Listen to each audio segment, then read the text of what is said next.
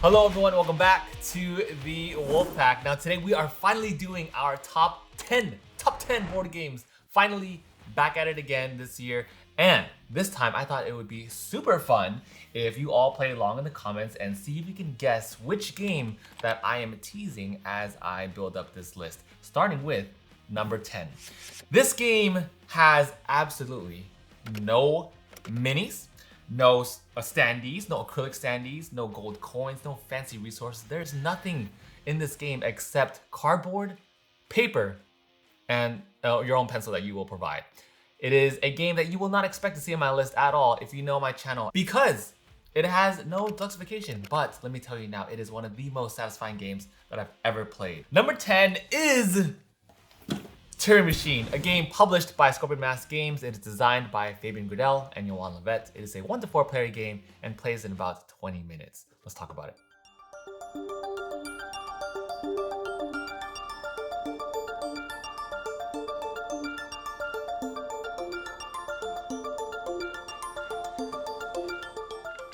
Okay, here's how this fun little game works. At the center of the table, you have this central computer. Your goal is to guess 3 numbers, a 3-digit number between 1 through 5. So the first one can be 1, 2, 3, 4, 5. The second one can be 1, 2, 3, 4, 5, and so on. You also get this notepad, which is super important because this is how you'll track all of your notes as you're progressing in the game. And from there, you're gonna ask the central computer 3 questions. Now you wanna ask as little as possible. But with those 3 questions, you're gonna get a lot of hints to where those numbers are. Let's just say I guess a random number. I'll say 1, 2, and 3, right? So I'll grab from this stock right here, a number 1 for blue, I'll grab a 2 yellow, and then I'll grab a purple 3. Now from there, I'm gonna start asking my questions. So let's start off with the condition A. This one says the orange square number compared to number 4. So since I picked a orange 2, that means that if 2 is less than 4, then I should get a green check mark. So let's see what I get. Now these squares around the table are your verification cards. I'm gonna turn this around. And here's the crazy part. This is not digital at all. This is all analog. So I'm gonna put this right behind the cards, just like that, line them up, and what I get right in the middle is a red X. That tells me this condition right here is false. So initially, my yellow number, which was 2, is not less than 4, which means the yellow number could be 4 or it could be greater than 4. I know it's kind of weird, and if you're thinking, oh, it's like too mathy for me, give it a chance, because I'm not really a math person either. When you solve this problem, it is so satisfying. The reason why I love Turing Machine so much is because it makes me think unlike any other game that I've experienced. I love getting these bite-sized clues and just adding on different layers in order to get to the end result, which is a 3-digit code. And what's crazy is that I don't like math games, I don't like deduction games, but there's something satisfying about these clues that kind of just overlap with each other, where it just gives you a little teaser every single round and you get one step closer to solving the riddle. And when you solve that riddle, it is the most rewarding experience ever. Like, I love House, I love Sherlock Holmes, and solving this riddle here, it makes me feel like I have 1% of their brain capacity. It boggles my mind how someone was able to figure out a way to cut cardboard together and make all these crazy verifiers and codes and combinations through just like paper. This isn't a game that would be up my alley. Like, if you know my collection, you know that this isn't a game that I would typically enjoy. But to be honest, if it wasn't for Raiden and Phil and for Mike raving about it at the Fire and Ice Awards, I wouldn't have been as interested. And as soon as they started talking about it, I just realized like, wow, I like really need to try this out and see what it's like. And now I get it, guys, okay? I totally get it now. So I understand where they're all coming from. It is such a great experience. I think it's a great warm-up game. I think if you like STEM, you will absolutely love this game. And even if you didn't like STEM, give this game a shot because it is so amazing. And it is time to amp up our list. Moving on to number 9. This game is more involved now. All these games going forward are way more involved. And this one in particular is very on brand with this channel, in that it has to do with coffee. Instantly, just like that, all these games have now narrowed down which games have to deal with coffee. Well, in this one in particular, it has the most delicious resource tokens I've ever seen in my entire life. I want to eat these resource tokens because they look so freaking adorable and delicious and amazing. I kid you not, if you put actual coffee beans next to the resource coffee beans in this game, you wouldn't even be able to tell the difference. Number 9 is Seize the Bean by Dylan Howard Cromwell, Josh Wilson, Andy Couch, and published by Quality Beast.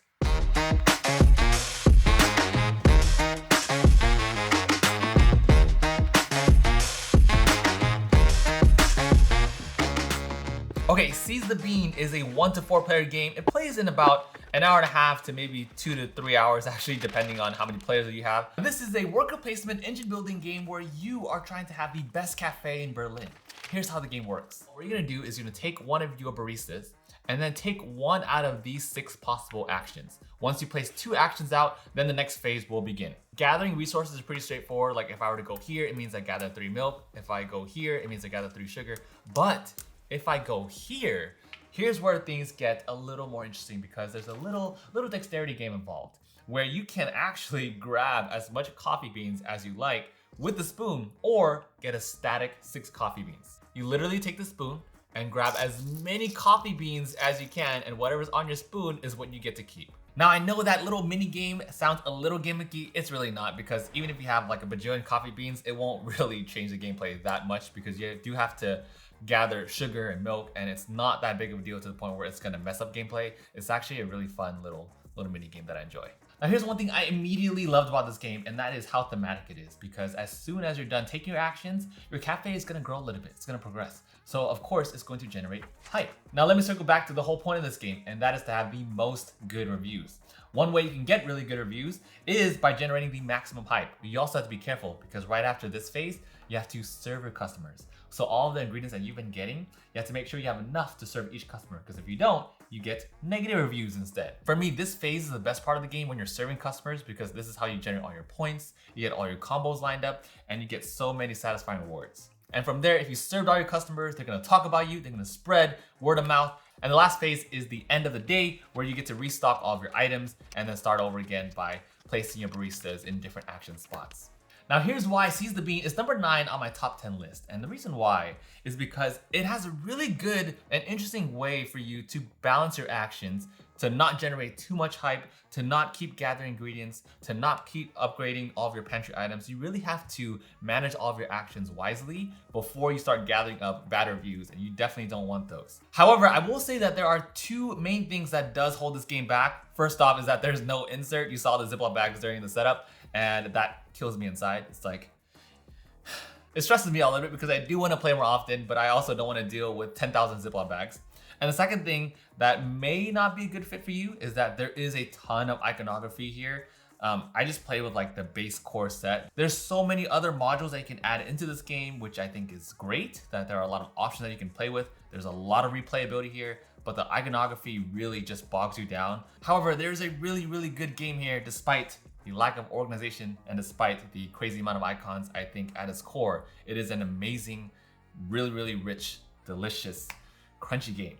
And on top of that, this is actually my go-to for 6 players, surprisingly. If you're looking for an engine builder, if you're looking for some card drafting, some ways to mill out your deck, if you like worker placement, if you like coffee, then I think this is going to be a big hit for you.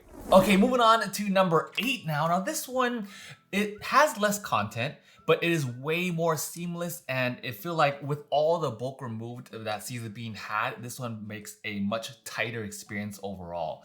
And the gameplay for this one, the gameplay for this one just knocks it out of the park, because there's so many ways for you to approach this game with the amount of engine building that it has. And on top of that, it is I feel like it looks like a lighthearted game, but it's not as lighthearted as it seems. This one does have quite a lot of buzz. You're building a beehive here, and you are allocating different bees to manage different actions. Not everyone likes bees, but everyone likes honey and buzz. This one is Honey Buzz, a 1 to 4 player game designed by Paul Solomon and published by Elf Creek Games.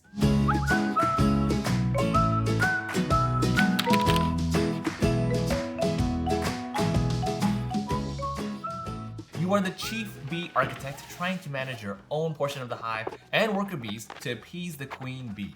You can choose your specific configuration for the type of hive that you want to play with, and then depending on how many players that you're playing with, you also start off with a different number of resources and bees. What I'm showing you right now is a 4-player game, and it's super simple. All you do is you take one of your bees You're gonna take your beeple and place it on any of these tiles. So let's say I place it on this one. I'm gonna grab this tile, and now I'm gonna add this over to my hive. Now nothing happens when you take your tile and just place it into your hive unconnected, but as soon as you connect it with another tile, that's when things go off, and that is the best part of this game, hands down.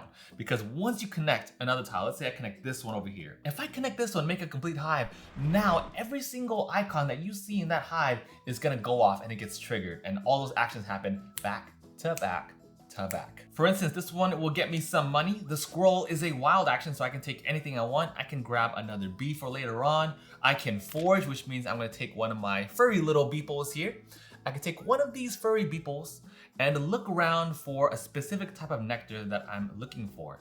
If you see this card right here, it's gonna give you a reference to the type of nectar that you can make. So the one that I have here has pretty much an orange line across nearly all the hexes except 2, which matches actually this one, rosemary. So I'm looking for this one in my particular hive in order to fit in this one. So I'm gonna take my beeple and place it right there. So then I can now, since I'm foraging, I can take that tile, place it right into my hive, which is gonna fit perfectly, just like that. And I have one more action, which is this fan action. This fan action is gonna allow me to produce some nectar.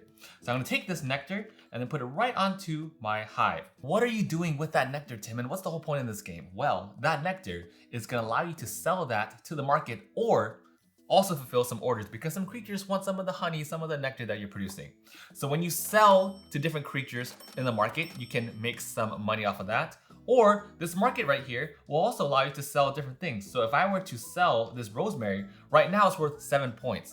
And what gets even more fun about this game is that as you sell, the points will decrease. So it is a constant tight race to get to the first types of nectar, to diversify your actions, to make sure that you are prioritizing the right nectar at the right time. Now, another fun thing that makes this game very interactive for a worker placement game is that as you're placing your beeples on a certain spot, other people can't go to that spot unless they place one more beeple than you. So if pink were to go next, they would have to place 1, 2 beeples on this spot in order for them to take this particular tile. The game is over once 4 out of these 5 resources in the market have dropped to the very bottom and they can't drop any lower, or once 2 of these stacks, of the 3 stacks in the market here, are gone. And then whoever has the most points by the end will win. And you also score some different endgame conditions here. Some of them you'll get right away, like for instance, whoever is the first one to collect all nectar of each of the 4 types will get that first prize, and the other ones will score at the end of the game. I've consistently loved this game because it's so hella satisfying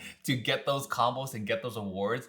I think it's really fun because you're trying to constantly outplay everyone else's engine, and you're trying to monopolize certain parts of the market. You're trying to get those high value awards. At its core, I love that you ultimately send your bees out in order to take a tile, and once you run out, you bring them back. It's a really simple game. But there's a ton more depth involved that adds a bunch of layers, so that if you like tile placement, if you like engine building, if you like worker placement games, just fancy ways of saying if you like putting your stuff down to make more in return, then you will really love this game. I think if you like Everdell too, I feel like this is a really good one to try after that. So that is number 7, Honey Buzz, one of the final games on this list that has a very light and airy artwork. And now we're about to take things up a notch. So moving on to number 7.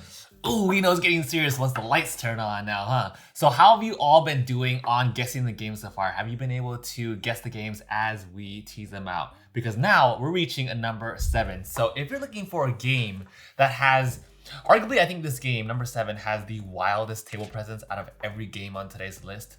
This game, you are throwing little tiny, and once I say this word by the way, you're gonna know exactly what it is, little tiny skulls into a tower. This game technically is the oldest game on today's list, and it has been remade. Number 7 is Return to Dark Tower. It is a 1 to 4 player cooperative and competitive game.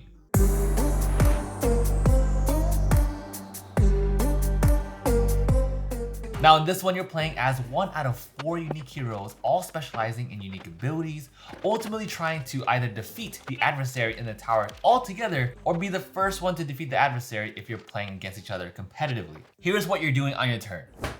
If only all board games could be set up just like that. So check this out. This is one of the coolest things I've seen because this tower integrates so seamlessly with the app. This right here drives the story. It has sound effects coming out. There are freaking door panels here. And what happens in the game is that as different events occur, you're going to be dropping skulls into this tower, and then a bunch of really bad things are going to be happening. So this is how your turn works, and everything is laid out pretty easily on your player board. Everyone has a unique hero that has special abilities. For instance, if you're playing as the Brutal Warlord, then you get to recruit more warriors every single turn. Now from there, you get to move around the map, cleansing different skulls from different buildings, because if skulls reach 3 or more in one certain building, then that building is going to be destroyed permanently from the game.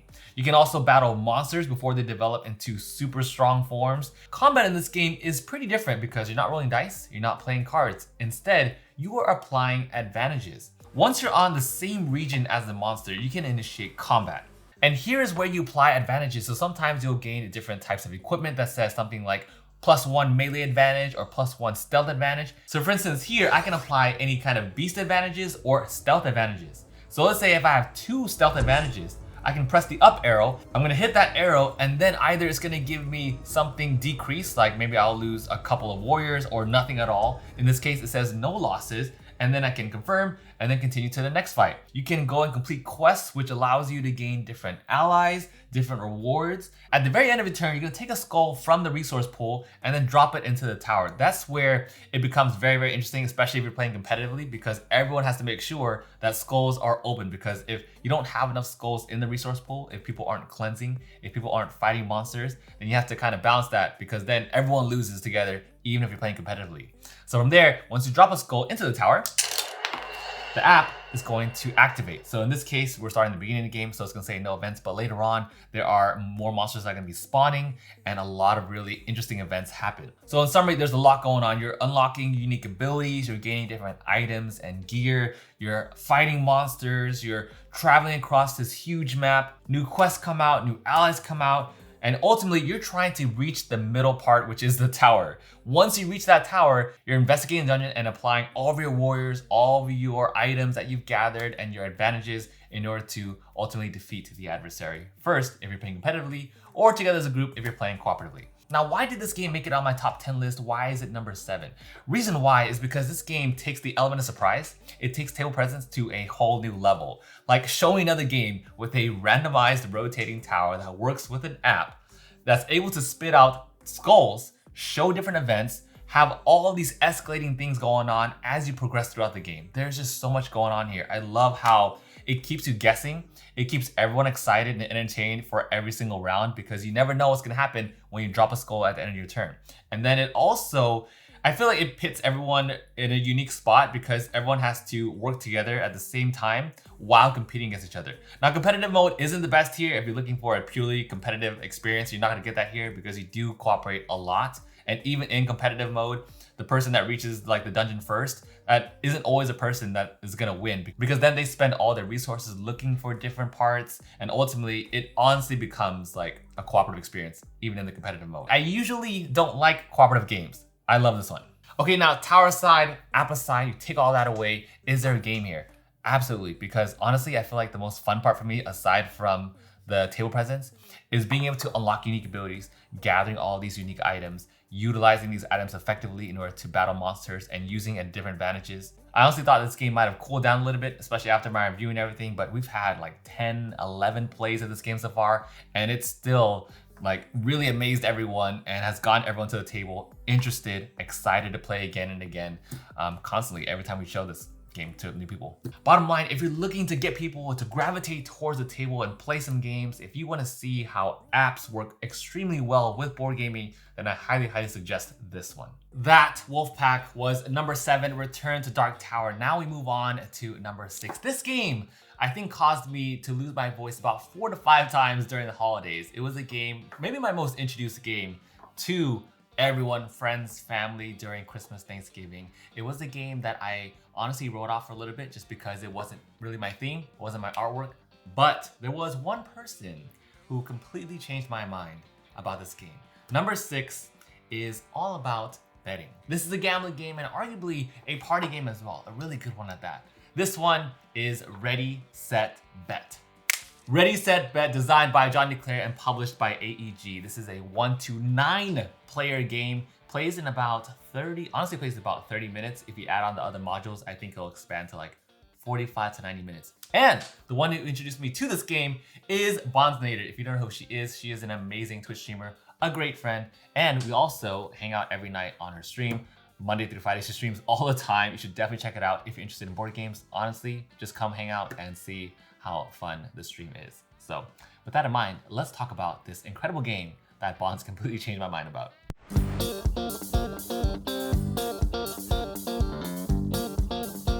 This game is super fun. I can't get over it, and I bring it every single time we have like a family friend event. So here's how the game works. One person, the house, is going to roll a set of dice. So in this case, I roll a 7.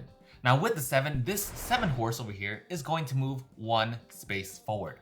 That is the job of the house. Their job is to roll dice quickly, announce, and make it super exciting and loud and very chaotic as they're trying to move these horses forward. Now what's also really cool is that if a certain horse gets a double roll, so for instance, let's say I roll 9 twice, then 9 is not just gonna move 1 and 2 spaces for those 2 base rolls, but it's also, if you notice here, there's also a +2, which means that this is now going to shoot up 2 spaces forward. So you can already see how exciting this is gonna get. Because it's a completely random push your luck dice roll, there's a lot of chaos here because you never know who's gonna win. So that's what makes this game super fun, is that all these horses are just racing forward. Some are like stagnant and all of a sudden they just boost themselves forward. Now, I only explained a part of the game, right? So this is what the house does and this is how the horses are moving. But what everyone else is doing is that they are placing their bets. So here, they start off with a set of tokens. Once you place a bet at a certain spot, then no one else can place a bet at that specific location. However, you can move your bets the entire time until 3 horses pass this red line, and this is what happens. No more bets! No more bets! No more bets! Leave it to Bonds to make this game 1,000 times more exciting. Now, the overall goal of this game is that there's going to be 4 races. Once 4 races are over and everyone collects all their money, the person who has the most money wins. Now, how you gain money is actually shown here on this board. So you'll notice here that there are a bunch of multipliers. So if I place a 4, on this 6 times spot, then I'll get 4 times 6 times payout if this number 10 horse wins. But there's also a first place, a second place, and a third place. For first place, all these rows, all these columns will win. For second place, then only these 2 columns will win. And for third place, then only this column over here will win. And on top of that, you can bet kind of like roulette style. So you can bet on blue, you can bet on red, you can bet on orange. And this is just like the base game too. Now you'll also notice that there are some red markers. These are negative dollar amounts, which means that you'll lose this value if you bet on a horse that didn't win. Now you may be wondering, is it dependent on that one person, the announcer, the house, to make this game fun? No, because there's actually an app that you can use as well to moderate the gameplay, and it's pretty good. So this app has music, sound effects, it's just as exciting, and it has like a real legit announcer too. And on top of having the app, there's actually a lot more strategy involved. I know there's a lot of push of luck elements here, but there are way more modules that you can include to really complexify the amount of decisions that you can make as you're betting until the horses get to that red line. This game is also the perfect game to use these iron clays. Now the iron clays from Roxley are not included with Ready Set Bet, but this is like the perfect game to use these upgraded deluxe bougie poker chips too. Love this set for Ready Set Bet. So what I really love about Ready Set Bet is that it fills in that gap us gamers always want, where it's a party game setting, but there's a lot more strategy involved to the point where we are, what's the word for that? Satiated in gameplay, because there's a lot of different decisions that you can make. There are a lot of modules that you can add on to make it really interesting. Plus, I love how there's like one person that's moderating this and that's making this super exciting. Of course, you have the app, you can do that as well. I've played with both and I've honestly enjoyed both ways too. And on top of that, it's really interesting how this gameplay constantly escalates with every single round. You never know which horse that you're gonna go for. You never know which bets people are gonna go to, and people change their minds all the time. I love this amount of chaos that's included in the gameplay, from changing your bets around to different multipliers to losing money each round. And it's so unique, it's so interesting, and I love how captivating this gameplay is. If you just see one round of gameplay, it's gonna make you interested in wanting to play Ready Set Bet because it's that good. Now, I obviously would not recommend this game if you don't like push your luck elements, if you don't like randomization, because this game is completely that, but it's still a really fun take on push your luck. Bottom line, if you're looking for a game to fill in that gap of party games, to give you more strategic elements to it, if you're looking for a game that really gets everyone excited and hyped around the table, a staple icebreaker. Ready, Set, Bet is gonna be that game. Now, let's move on to number 5. Now, I probably should have told you this from the very beginning, but if you haven't realized it just yet, these are the top 10 games that I played last year. I was too excited to just dive right in that I kind of just went through and talked about the games. Now we're moving down to the final 5 games on this list. It just gets more and more incredible from here. Here is an arena battler. This is a game you can play 1 versus 1 or 2 versus 2. I love this game at 4 players, aka 2 teams of 2. It is such a fun arena battler. The base game itself has a ton of really fun and recognizable characters. Number 5 is Disney's Sorcerer's Arena Epic Alliances, designed by Sean Fletcher and published by The Hub.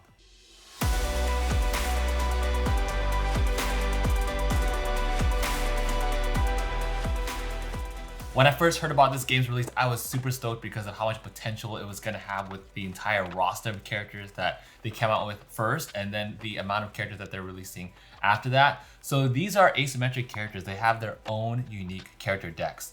And how you play this game is if you are playing 1 versus 1, then each person controls 3 characters. But if you're playing a 2v2, then each person controls 2 characters each. I set up for a 2v2 game here just so you can see more characters on the board. But let's say I'm over here playing as Red. So if I'm playing as Red, I'll have a deck for Ariel and a deck for Jack Skellington. My partner would have Gaston and Sorcerer's Apprentice Mickey. The whole point of this game, as in any arena battler, is to knock out your opponent's characters. And when you do that, each character is going to give a certain number of victory points. So you go along this turn order track and then play as your character 1 at a time. If I was playing against Ariel, I'll take a standard movement, which in this case, each character also has a specific movement as well. So for her standard movement is 2. You can also boost that movement by discarding a card, or you can also use a unique character card that allows movement and maybe some other abilities as well. You also notice that there are these gold tiles in the center. If a character is there for 1 entire turn, then they can also score 1 victory point as well. So we're pretty much always fighting for center control.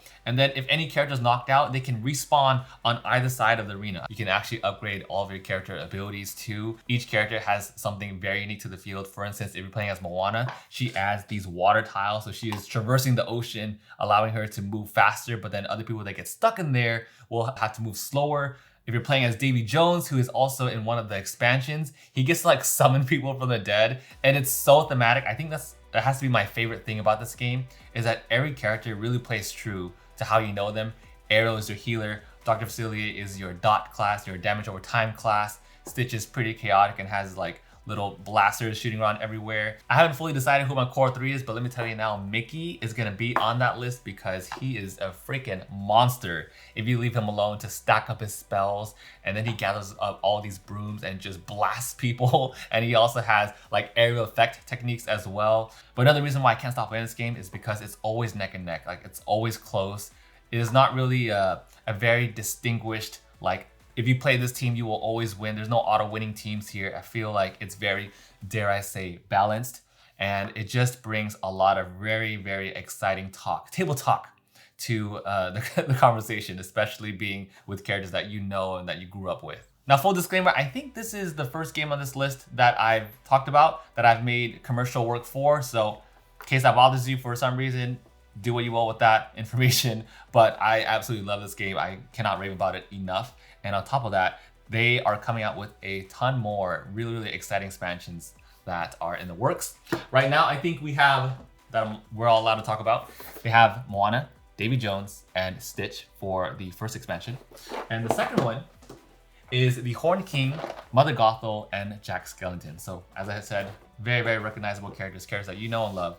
And yeah, super excited for this game. If you haven't tried it yet, try it out. It's super family friendly, very accessible. And also the rulebook too is taught in layers. So like if you are intimidated by the amount of rules initially, you learn it in pieces. So you learn by chapters actually. Chapter 1 gives you just a beginning basis of how the game works, and you keep adding on more and more. So that helps bridge that learning gap. But if you like strategy and you like arenas, you gotta try this one out. I feel like if you like Unmatched, if you like Marvel Dice Throne, then you will love this one. More on that later. Disney Sorcerer Arena Epic Alliances, number 5 on my list. And now Wolfpack, we move on to number 4.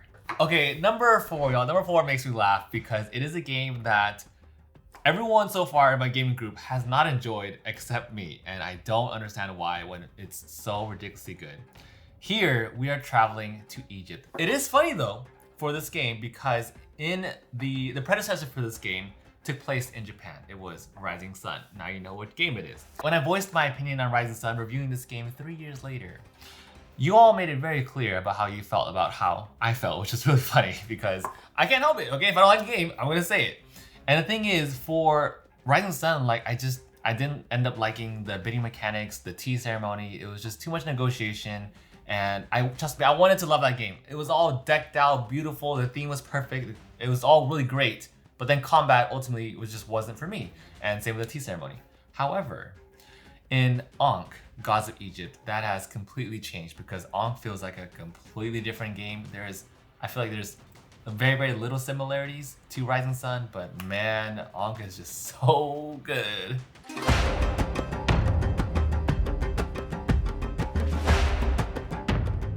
Now in Ankh, Gods of Egypt, you have one goal, and that is to be the only god in Egypt. So on your turn, what's really interesting is that everyone actually shares a general board, a pool of actions together. Everyone's gonna take their same actions from this one single board. You can take up to 2 actions, and the thing is, once you take an action up top, you cannot do anything above that action. So if I were to take this 3rd action here, I can't do anything above that. I can only do the one below this. And your actions, put simply, are to move, to summon figures onto the map, to gain more followers, which is your currency for the game, and then to use those followers, this currency right here, to unlock more powers for your specific god. Every time you get to the end of this track, it's gonna trigger an event, and then this event marker moves up 1 spot. This right here is gonna trigger a monument control event. This is an area control game, so the whole point of this is to take as much of the map as you can and gain devotion. The person to reach the most devotion will win. There are 2 other winning conditions, but this is like the main one. This game also has something that I haven't seen in a very long time, and that is player elimination. If by the 4th event you are not with everybody else in the blue devotion area, then you're gonna be eliminated from the game. But don't worry though, because it's only gonna last like a few rounds. It's brutal, but if you are eliminated, it's not gonna be long before the game's over anyway. So I love that the player elimination part only comes in at the very, very end. You know why Ankh is number 4 on my top 10 list? Why this game is one of the best of the best for me? Reason why is because there's a lot going on in your turn, but overall it's very, very simple. Move, get more warriors onto the map, get some money, aka followers, and then use that money to unlock more powers and progress through the game. That's like at its core, that's all you're doing. But there's a lot more involvement after that. So I love how it scales really well between 3 to 5 players. There is one rule in Ankh that makes this game just so freaking unique and cool and just so involved. This is the merger rule, and it only happens when you have 3 or more players.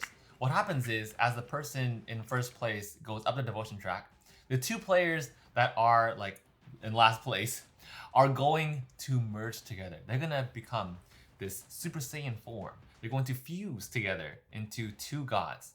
And they are gonna go around the map and they have access to both gods' powers. They only take 1 action versus everyone else taking 2 actions every turn, but they take 1 action each. However, they share this merged god, and it is so freaking cool. Hands down, this is like one of the coolest catch-up mechanics I've ever seen in a game, and it makes me so interested in playing all the time. Before getting this game, you should know that it plays completely different at 3. Like, I wouldn't even play it at 2, to be honest, because there's so much more involvement once you go into that merger rule. Now, one thing I don't really care too much about this game is actually combat, which if you know the channel, you know me, you know that I am all about combat. I love confrontation, and I love very involved, in-your-face, beat 'em up type combat. But here, it's not about that. It's more about tactical positioning, and I feel like the build up to combat is a lot more interesting than combat itself. It's similar to Kemet in that everyone has a hand of 7 cards, and it's very basic from there, like any other area control, where 1 unit is 1 strength, and then whoever has the most strength in that area, plus the cards that you give sometimes give you extra strength. Whoever has the highest strength will win, and then it kills off everybody else in that region. What I do like about combat is that it motivates you to go to different areas and not just like turtle around one corner. Like there's one specific card, the Flood. This one gives you more followers if you're in the green regions. And if you're in like a desert region, there's also a drought, which gives you more devotion and everything. So I love how it does encourage you to use a lot of the map, but fighting itself, it's not like crazy interesting or anything. The build-up though, and the tension that it pushes you towards different areas and how it motivates you to spread across the map and how your god powers are involved in all of that is what's most interesting to me. The second thing I love about Ankh, honestly, if you've never experienced what it feels like to take control of a scorpion and taking that scorpion to destroy other gods' buildings, then you're missing out, because that is the best feeling ever. And just to see and just live in that moment when you see another person's face, just seeing their buildings destroyed, that is the most incredible feeling ever. But yeah, I love being able to summon these crazy guardians. You have the scorpion destroying buildings. You have Apep coming out of the freaking rivers to destroy people. You have so many monsters that you have access to in the base game alone. There are a bunch of other expansions involved. These are only 5 gods that I'm showing you here, but there are like 7 more gods, a bunch of other monsters involved. And there's a Pharaoh expansion, which everyone like raves about and says that you can't play this game without the Pharaoh expansion. I get that, but I feel like if the base game alone is amazing as it is, then I'm 10,000 times more excited to get into the Pharaoh expansion as well. Bottom line, if you like area control games, if you love the theme of Egypt, which I absolutely do, if you like asymmetric god powers, they're not too crazy asymmetric. Every god does have a very strong power, but it's not fully asymmetric because everyone does share the same upgrades. If you like a grand scale of things, a ton of player interaction, a lot of strategic positioning involved in your decision making, then I would highly recommend you trying Ankh, because this is such a fun area control game. All right, Wolfpack, we are in the end game now, the final 3 on this epic top 10 list that has taken me about a month to film. That's why you see a lot of my clothes change here and now. But with these final 3, it's not like I don't want to play every game on this list. I want to play every single game on this list, but these final 3, it just makes me want to run it back again and again and again, because A, I'm losing to Jackie or whoever I'm playing against, and trust me, I may love these games and I may film a lot of these games, but I lose in a lot of them. Or B, there's just so many other combinations that I want to experiment with and try out. So number 3 now is the game with my most favorite mechanic in all board games. That is worker placement, which is why this list is rampant with worker placement mechanics. I'm going to give you 4 words and you're going to know exactly what this game is. Worker placement with dragons. Flamecraft.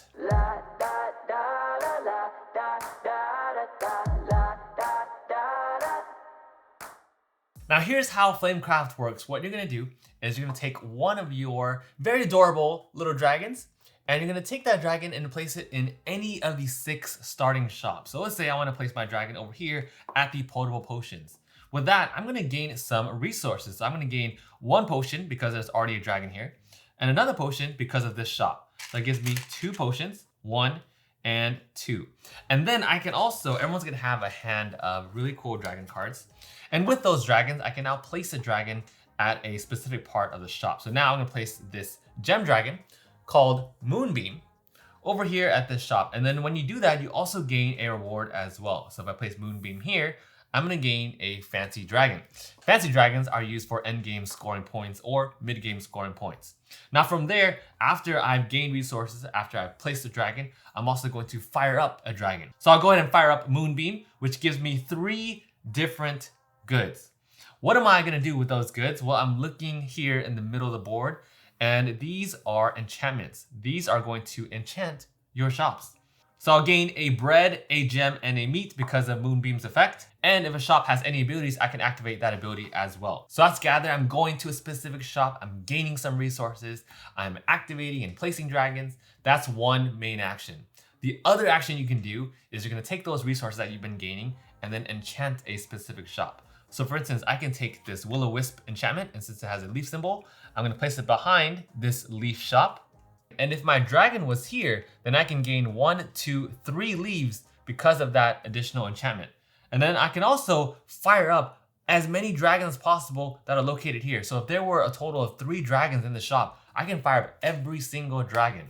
That's the game. You're going around this village and you're trying to be the best flame keeper. You do that by placing dragons in different shops. You're using all kinds of abilities that work really well together and combine them into all these shops. More shops unfold, and ultimately you're trying to gain the best reputation located on this track here, and the one with the most reputation will win. You gain reputation by scoring these enchantments with all those resources that you've been turning in. So why do I love this game so much? Why is it number 3 on this top 10? This game gets played so often. I feel like this is one of my most frequently played games, aside from number 2, which we'll get into in a second. But Flamecraft, my goodness, it is such a great gateway game. I feel like this is a game for literally everyone. The age range for this game is incredible because it is so accessible for everyone to learn. But on top of that, you can also simplify the game mode. Like what I showed you was a very, very oversimplified version of it. But the cool part and the reason why I love this game so much is because you can add on shops that give this game a whole new level of complexity. Trust me, it seems simple now, but do not sleep on this game because once you add in a whole set of unique shops, it's gonna be a brain burner by the time you're done. I say halfway through the game, your brain's gonna start hurting because there's so many combinations that you can play with. Flamecraft, the worker placement is seamless. You get to place different dragons and move dragons around, and it really affects the types of decisions that you make throughout the turns. And it's really, really fun. It's very engaging. The theme, of course, is on point. Everyone loves dragons, come on. And plus, Sandara Tang, one of my favorite artists. I absolutely love her work. She makes everything look good, and this game comes together really well in the mechanics and how the worker placement plays out in the progression too, because it amplifies really fast. Everything here is top notch. We know the production value that Cardboard Alchemy puts on. And I mean, come on, I'm a sucker for these resources, and just look at how dreamy these cool resources are. I love that.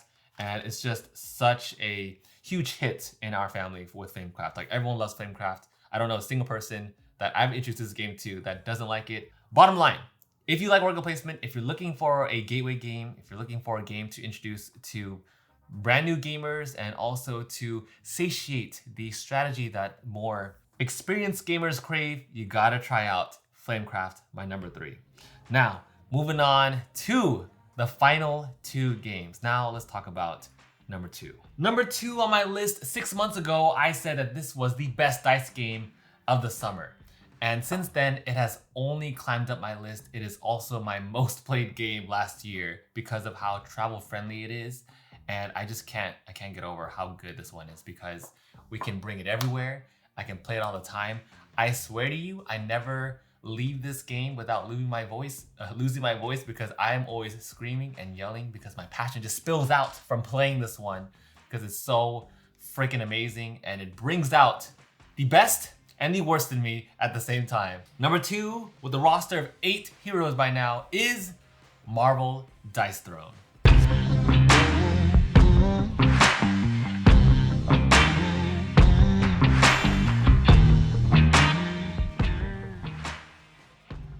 Marvel Dice Throne, this is a 2 to 6 player game designed by Nate Chatelier, Manny Tremblay, and Gavin Brown, and published by the Op and Roxy Games. And what you're gonna do in your turn is take a set of dice and roll them Yahtzee style, meaning you can roll them, keep some, re-roll again, keep some, and then re-roll again one more time. So you get 2 re-rolls. Now with those dice, you're trying to line up those dice to match up on some attacks that are listed on your player board. Every single hero, this is what's so freaking amazing about this game. Every hero plays drastically different from everyone else. And on top of that, there's also a different level of complexity for each character as well, with Doctor Strange and Loki being like the most complex ones, and Scarlet Witch. And then you also have ones that are easier to learn, like Black Panther and Captain Marvel. I think my favorite thing about this game is that everyone feels so unique and it just feels so thematic and so true to the character. Aside from rolling dice and lining up all your attacks, everyone also is going to be throwing out attacks to each other, and then the other person also has time to respond. So they can respond with some dice mitigation to you. You can also respond with dice mitigation to them. And the goal is simple: bring down the other player's health to 0, knock them out. That is the goal of the game. It's a really simple game, but the complexity lies in the character that you're playing with, because every character, like I said, plays different. So they're gonna have their own unique set of cards. There is some overlap. Some cards are shared among like everyone, but there's a ton of other unique spells like Doctor Strange. Loki has some illusions that allows him to evade different attacks. You also have Spider-Man doing combo punches, and then you have Thor being a freaking powerhouse and throwing the hammer around actually and dealing all this crazy damage. I feel like Thor is top tier. I also am so invested in like strategy guides for this game, which isn't typical either. And Sam, if you're watching this, I get it now. I get why you do strategy guides too, because now I feel it. This is one of the rare games where I look up strategy guides. I feel like Marvel Dice Throne, Root, Disney Sorcerer's Arena, Dwellings are like the 4 games that I look up strategy guides for. And I feel like that really substantiates my argument of how much I love these games. But continuing on with the asymmetry, you also have Black Panther who retaliates back. Captain Marvel, also a powerhouse like Thor. All of these characters are incredibly fun to play. I can't stop raving about this game enough because it's so incredibly fun. It's also very travel friendly. So those little packets that you saw me setting up during that initial B-roll, I bring like 2 or 3 to conferences or to my family friend's house. And it's just so easy to like teach. If you like card play, if you come from like a Yu-Gi-Oh background, which I do, if you like Marvel characters, you will absolutely love this game. You need to try this out if you're a Marvel fan because this right here does Marvel characters justice. You're gonna love all these characters. And I need to have more of them because I am missing Iron Man, I'm missing Captain America, I'm missing Hulk. This is the core squad here. This is the core set of Avengers. I'm also missing Moon Knight, and there's just a huge roster for them to play with. I really, really hope that Roxy and the Op continue on with these characters because I would love to see more of these characters play out, and it's just so incredibly fun. On top of that, typically, yes, I do play it like 1v1, but I've also really enjoyed it at 2v2, and we've also played 3v3. It's also been super fun then too. It's a lot of downtime for 3v3, of course, but I think 2v2 may like be the sweet spot. 1v1, 2v2, excellent game to play with. Bottom line, I love this dice card game. There are a lot of ways to mitigate your dice too, not only in like the Yahtzee-ish type rolls that you have from like the basic mechanics, but also in the cards that you have. It's also really fun too to use combat points to mitigate your dice rolls, to use cards sparingly, use them at the right time to counterplay the other person. And there's a lot of really great play interaction here. So this is a great, fantastic game. I can't go over it. That's how I feel about Marvel Dice Throne. That's why it is my number 2 on today's list. And with that, here we finally are at number 1. Okay, if you made it to here, this very point, number 1, comment Wolfpack down below because I know you are a real one. Okay, with my number 1 game, we all know that for Fire and Ice that my number 1 game was Wonderland's War, but I wanted to give spotlight to another game for this top 10 list. And honestly, y'all already knew what it was. So it was funny because I asked, I think a week before Fire and Ice, if you can guess which one was my top game of the year. There were some comments that already guessed this one. So it was like a good split 50-50. Like 50-50 were saying Wonderland's War, and the other half was saying this very game. This is a campaign game, and it is so freaking incredible that I titled this video when I did a full review on it, the game of a lifetime, because it is truly a game that you need to experience once in your lifetime. It is that good. Trust me. It is so good. Now this game also brings combat to a whole new level. The combat mechanics in this game is just so freaking wild and it will blow your freaking mind. It blew my mind, and when I demoed this game at Gen Con for 15 minutes, and I knew that I had to get to this table right away as soon as I got home. This one is Oathsworn.